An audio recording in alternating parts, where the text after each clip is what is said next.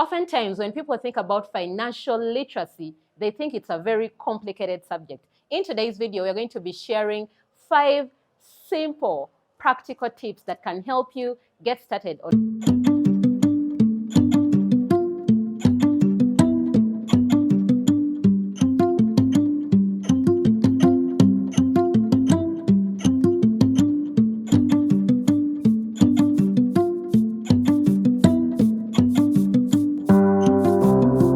Nantambi, your personal growth and finance coach. And in today's video, we are sharing 5 practical tips to help you get started on your financial journey. So I hope you have your notebook already or you're taking notes on your phone, because we are not leaving anyone behind. So share this video with a friend, call a friend to join us as we get started.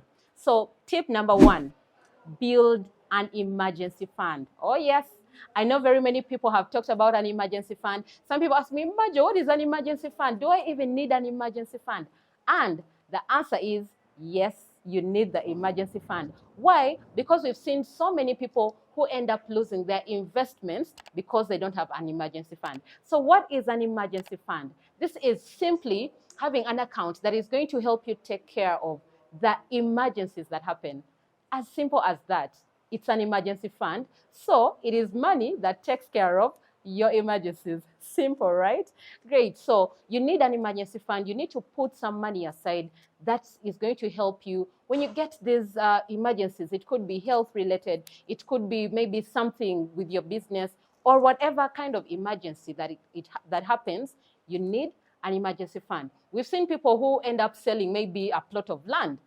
You could have a plot of land that costs, say, about 50 million, and then you get an emergency, you end up selling your plot of land for maybe 10 million. Why? Because you need money urgently. So that's how an emergency fund comes in, to help you protect your assets as well. So how do you get started on your emergency fund? You just need to look at the expenses that you have, your monthly expenses, and write down maybe how much do I need for food, how much do I need for rent, for transport, for data, for all these simple. So how do you get started on your emergency fund journey? You simply write down the expenses that you have. Write down how much do I need for food, for rent, for transport, for maybe data, for airtime, for clothing, for medical health and things like that. How much do I need on a monthly basis? And we are advised to actually save at least minimum of 3 months of your expenses. Oh yes, the ideal is 6 months, but you can start with 3 months. If, for example, you spend 500,000 per month or 1 million per month, that means you need to put aside 3 million on your emergency fund to cover you for the 3 months.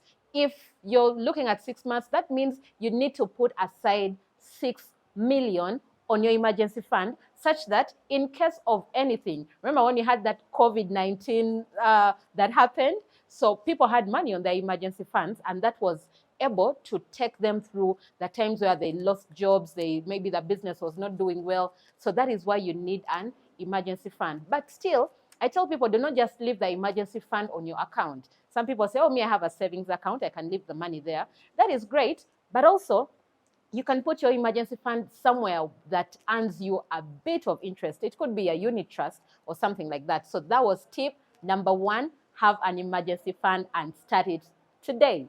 Great. So tip number 2 is budgeting. Oh yes, budgeting.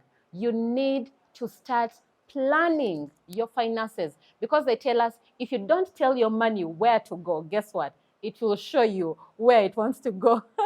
And usually it's for enjoyment. Oh yes, I know we have a lot of enjoyment here in Uganda. We love to have the party after party, to have the fun, which is okay for your mental health, work-life balance. But also, we need to plan our finances. You need to find out before the money comes.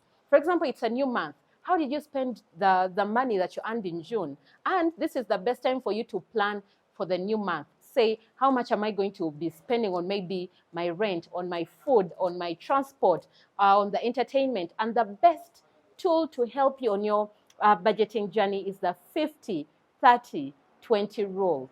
Now, how does the 50-30-20 rule work?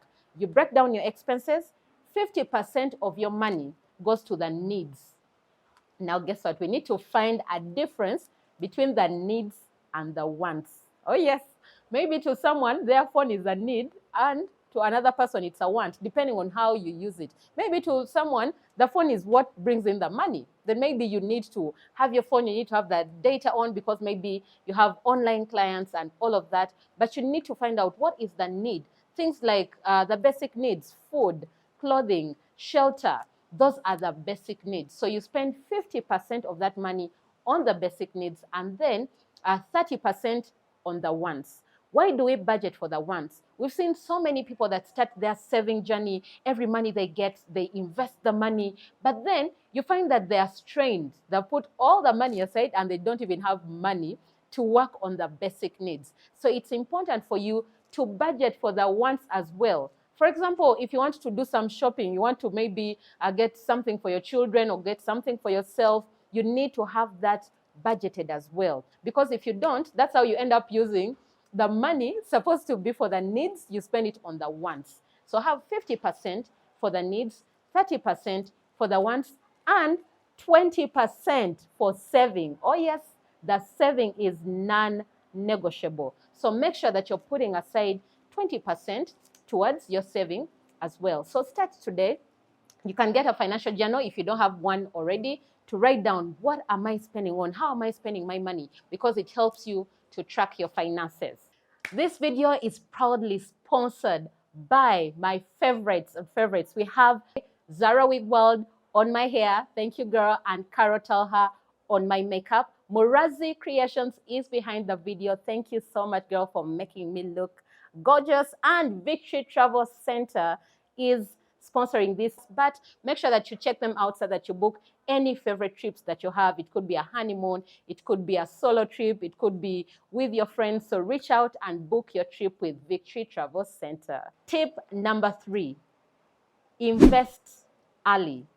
Oh yes, I wish I knew this actually earlier. Maybe I would have started my journey on investment way before. So you need to start your investing now. I know that oftentimes we wait to get the big sums of money. You're like, if I get 100 million, I'll invest this. But guess what? It is not coming soon. Okay, I know you're going to get the money, but it is better for you to start with the amount that you have, such that when you get more money, it just makes the investment journey even better. So start investing now. Look at that little money that you have. How are you investing the 100 million or the 100,000, the 50,000, the 20,000?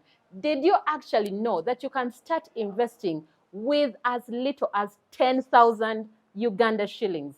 Oh yes. So all these options are available for you. So do not just look at the big amounts of money. Ask yourself, how do I get started with the small amounts such that I can keep growing my investments? And also make sure that you are diversifying your portfolio. Like they always tell us, do not put all your eggs in one basket. Same thing applies to the investment. So you need to find out, where should I put, or which percentage should I put here and there, such that you're able to have a diversified portfolio when it comes to your investment. We have so many different areas of investment, and I'll post a full detailed video here about investment, where you can invest your money. Should you put it in unit trust? Should you invest in bonds or bills or shares or stocks? We shall have a detailed video on investing. So make sure that you subscribe and hit the bell button such that you do not miss any video when it goes up. So the next tip is save on every money that you get. Oh yes. I know sometimes you have goals, you're like, okay, I'll save at the end of the month. I'll save maybe 100,000. I'll save 200,000 every month. But it is advisable that on every money that you get, save at least a percentage of it. You could say, maybe on every money I get, I'm saving 10% of it. I'm saving 20% of the money. I shared my story here. When I quit my job, I also didn't know I had this money. I didn't know I would save. I didn't know I would invest. But when I started tracking and saving bits of all the money, bits of the 10,000, bits of the 20, the 50, that's how my money was able to grow. So thinking about saving, start the journey today with the little money that you have. Usually we recommend that 20%, but if you feel that 20% is too high, maybe start with 10% or 5%. It is better than not saving anything at all. Okay, tip number 5, pay off your debts. Oh, yes. Sorry, I had to tell you. So if you are the person who has debt or multiple debts, if you want to get on this journey of your financial freedom, please pay off your debt. And the beauty with debt is when you start paying it off, then you get on the journey of paying off the debt. So this is what I want you to do right now. If you have debt, get a piece of paper or your notebook, write down all the debt that you have. After writing it down, arrange it, starting from the smallest to the biggest. After writing it down, come up with a plan to start paying off your debt. And in debt payment, we call it the snowball. And why do we call it snowball? That whenever you pay off the small debt, you get into that mode or on the journey of paying off even the bigger debt. So write it down, right from the smallest debt to the biggest debt, and start clearing one by one. Clearly, if you have a debt on MomoPay, you know those people that, you're sending me money, please, please, please, don't send on Airtel, send on MTN, or don't send on MTN, send on Airtel because I have a loan on MTN or I have a loan on Airtel. Please, at least start with that one. Pay that one off, okay? And then if you have a friend who owes you maybe 50, or a friend that you have to pay 50,000, 10,000, or 100,000, 200, pay that off. If you have a money lender, please pay off that money. And also you need to look at the debts that you have, which one has the high interest, and make sure that you're paying that off first. If you have a debt with a money lender, make sure that you pay it off because you know that that is a high interest loan, okay? And then also you need to get into the habit of stopping this debt, because guess what? Debt is a habit. Debt is a habit. The moment you take the first debt, before you know it, you're getting the second, you're getting the third, the fourth, fifth, and before you know it, you may not be able to stop. So make a decision today to stop that debt and start clearing off the other debt that you have going on. And that is how you'll get on this journey of achieving your financial goals and success. And then the bonus tip that I'm leaving for you today is make sure that you are getting all the information about financial literacy or personal finances. Read the books, watch the YouTube videos, attend events where they're talking about finances, because that is how you get on this journey of achieving your financial freedom. So thank you so much for watching this video. Make sure that you subscribe, hit the bell button, and share this video with your friends. Let's grow our finances together. Thank you. Bye.